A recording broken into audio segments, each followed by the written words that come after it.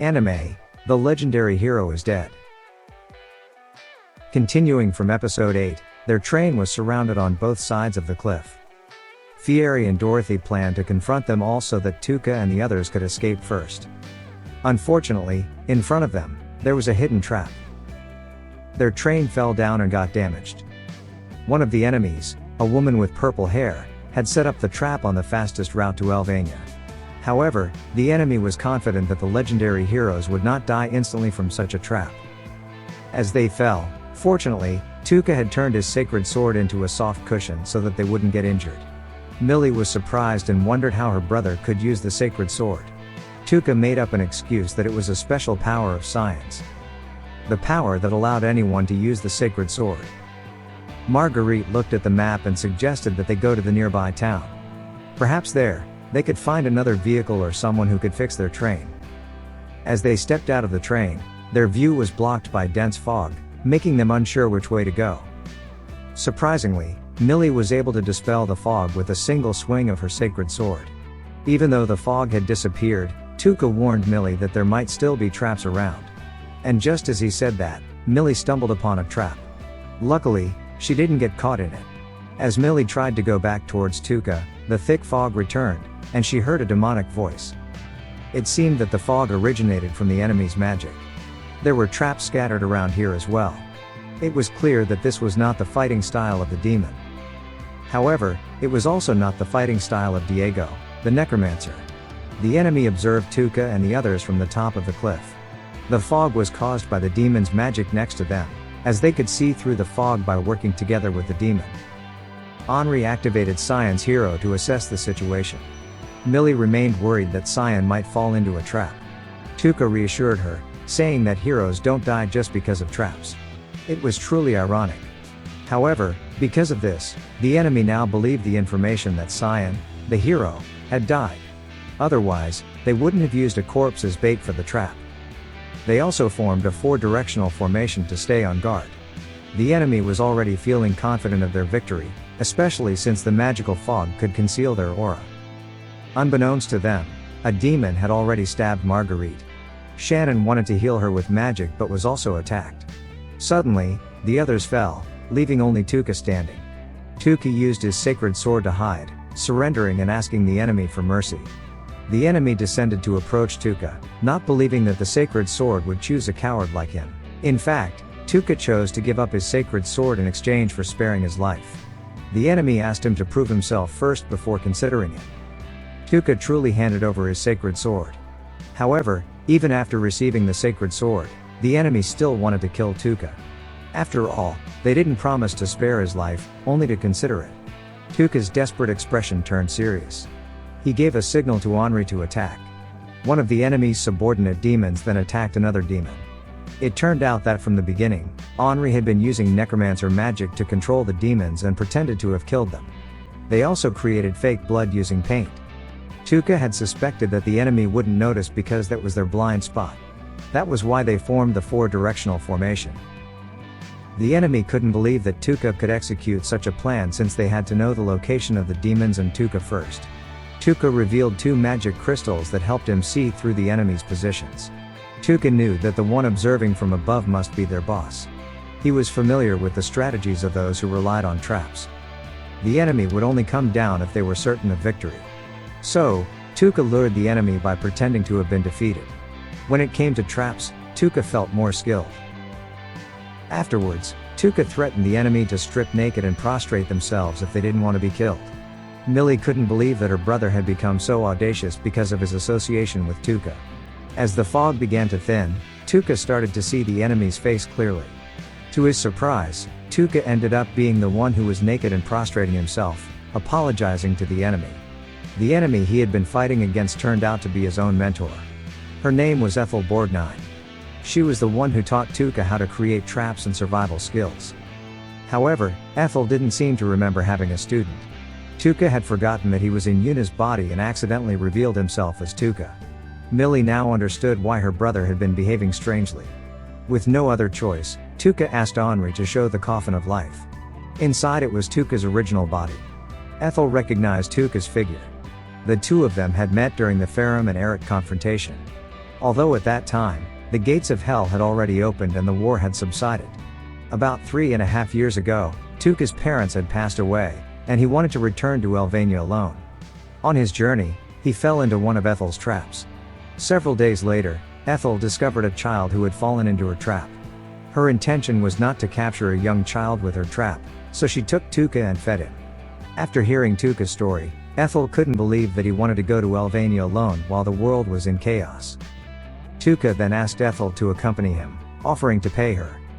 When his offer was rejected, Tuca asked to become her student instead. He was convinced that he could go alone if he had the abilities like Ethel. Ethel once again refused, especially since she was a wanted criminal. Not giving up, Tuca continued to follow Ethel wherever she went and asked her to become his mentor. It seemed that her heart had softened, and Ethel finally agreed to teach him while accompanying him to Elvania. During several months of their journey, Tuca gained many lessons and eventually reached Elvania. Ethel had suspected that Tuca had killed the hero Sion. Millie, who overheard this, asked Tuca for an explanation. Indeed, it was true that Sion had recklessly fallen into a trap and died. Tuca was curious why his mentor would help those who sided with demons. Ethel then explained her reasons. A month ago, she visited the gates of hell.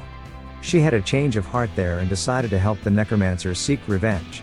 Tuca wasn't satisfied with such vague answers. What exactly was at the gates of hell? Ethel suggested that Tuca see it for himself. He would understand after going there. Not only Tuca, but Ethel also urged Henri to go there and make her own choice. After finishing her story, Ethel wanted to leave. She would let them go because of Tuca. However, she still took her sacred sword.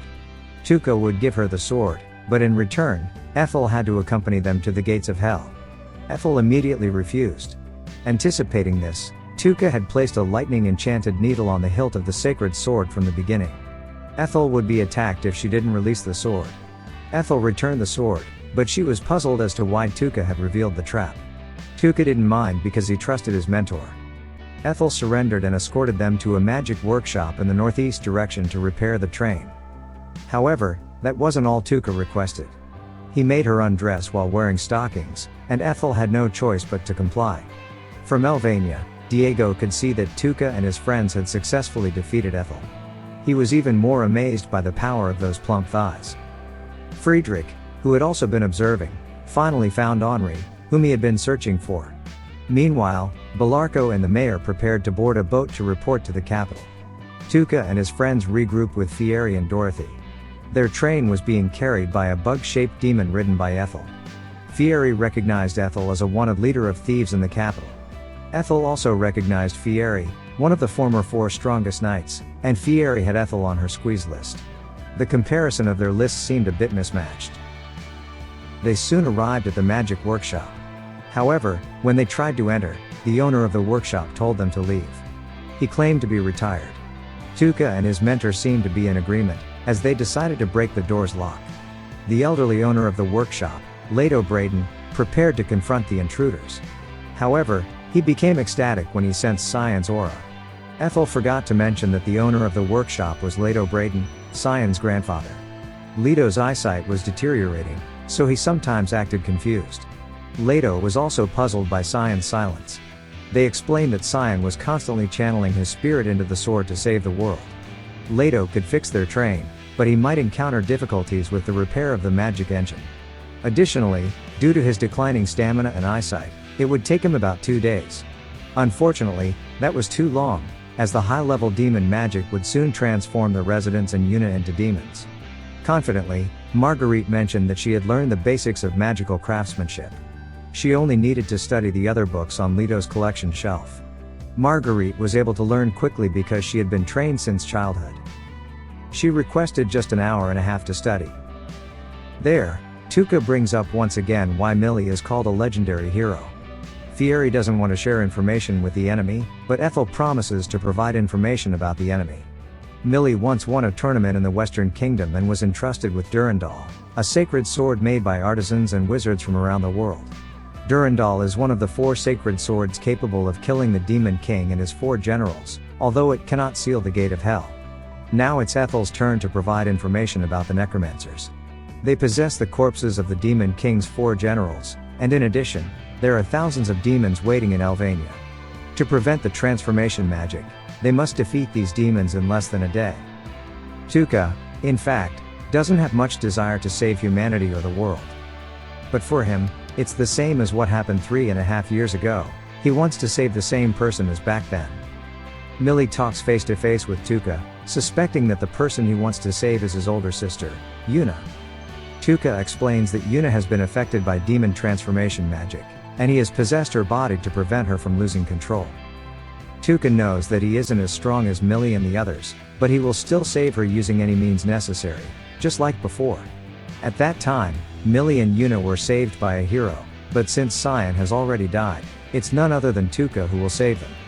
Millie confirms that she knows the truth. 3 years ago, it was Tuka who actually saved Millie and Yuna. Millie had asked Cyan, who said that he could come to Elvania before any casualties occurred because there were many traps set to capture the demons. Tuka doesn't feel as powerful as they think. 3 years ago, he felt like he was just buying time. However, now he possesses the power of a hero and has great friends to help him save Yuna. In the final scene, Tuka secretly attempts to put stockings on Yuna's body. However, someone wearing red gloves touches Tuka from behind. The clock shows that there are only 18 hours left before the residents and Yuna transform into demons. This is the end of episode 8. Thank you so much for watching. Don't forget to subscribe so you won't miss part 9 of this series recap.